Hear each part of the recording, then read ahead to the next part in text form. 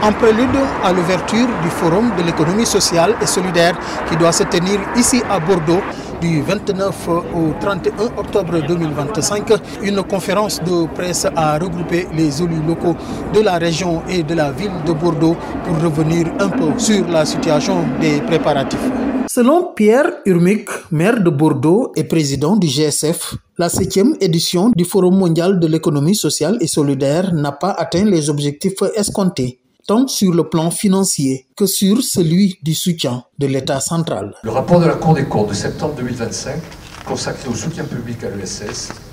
relève qu'il n'y a pas de préférence explicite de l'État pour l'ESS, alors qu'elle concentre 14% des emplois privés, elle ne reçoit que 7% des aides publiques aux entreprises. Alors sur ce point, le Forum bordelais doit être l'occasion de frapper un grand coup,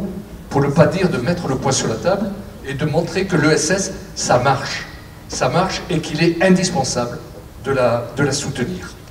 En irriguant l'économie mondiale, elle peut la transformer, donner un sens nouveau au travail, remodeler des rapports humains et pacifier le monde. Alain Roussette, président du Conseil régional de Nouvelle-Aquitaine, estime que ce forum constitue une occasion privilégiée de partage d'expériences, malgré les difficultés rencontrées par les quelques 4000 demandeurs d'emploi, dont les ambitions risquent d'être freinées. Et une des décisions qu'on va être obligé de prendre, je le disais au président de la CRES tout à l'heure, c'est d'arrêter 4000 demandeurs d'emploi en formation sur 40 000.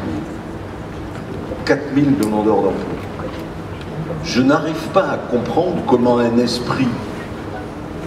sain peut ne pas remarquer qu'il y a là un mouvement de lutte contre